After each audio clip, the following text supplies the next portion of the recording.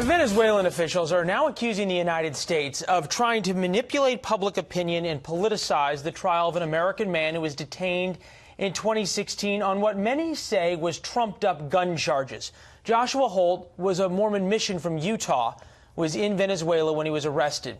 This is the statement from Venezuela's foreign ministry, saying, "We regret that the United States government intends to turn a case of a judicial nature into a political issue with unspeakable intentions." Lori Holt has been fighting to get her son back since his arrest. Joins us now. We appreciate you being with us. Obviously, this time of year would be hard for any mother to be away from her son and know her son is in desperate conditions, but things have gotten particularly worse lately, correct?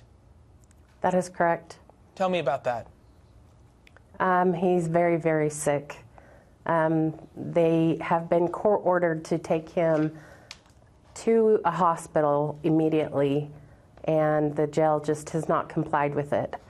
As a matter of fact, when the judge saw him on Tuesday at his hearing, the judge saw him and immediately turned to the secretary and said, "Get the documents drawn up. He needs to go to a hospital immediately." They still have not complied. That was Tuesday, and to be clear on the timeline, that was a day after you released this tape. Take a listen. I'll get your reaction. I'm very dizzy, and I can't think. And my stomach hurts. Super bad. I don't know what to do.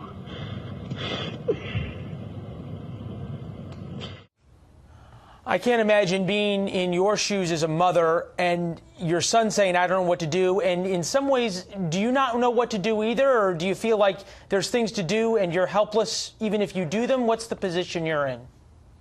I do feel helpless.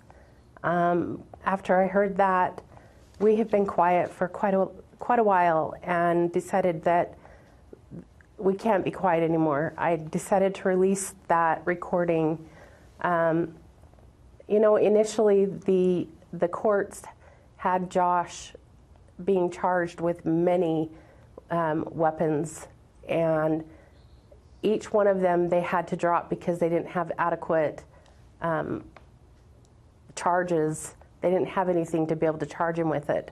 So everything has been dropped except for the one weapon charge. Is this really about weapons charges, or is this about the Venezuelan government wanting something to hold over and bargain with the United States with?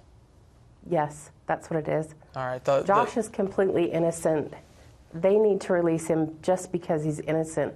It's not release him on humanitarian grounds because he is so sick, but they need to release him because he is innocent. They have nothing on him. Yeah, it took 18 months for them to try him on one weapon charge, which is intertwined with all of the other weapon charges, which they could not.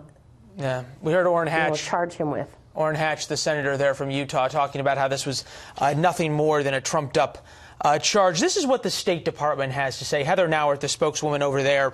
The United States remains extremely concerned for Mr. Holt's health and welfare, which continues to deteriorate under the custody of SEBIN, which is the Venezuelan intelligence agency.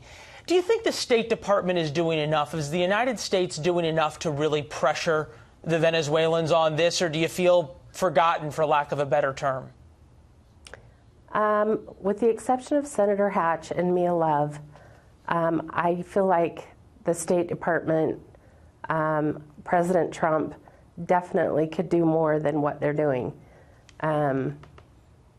He was able to get the basketball players out of China that actually did something wrong. Josh has done nothing wrong.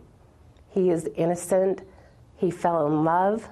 That was his only fallback, is he fell in love with a woman, went there, had no idea it was dangerous.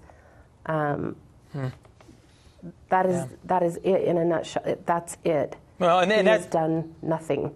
Yeah, and that's another part of the story we'll get to the next time we chat, is that you don't think of Venezuela and its regime in the same way you do the North Koreans or the Iranians or what the Libyans used to be like or other countries, but those who know this situation well and are with the State Department will tell you they are no less evil of people in the way that they act.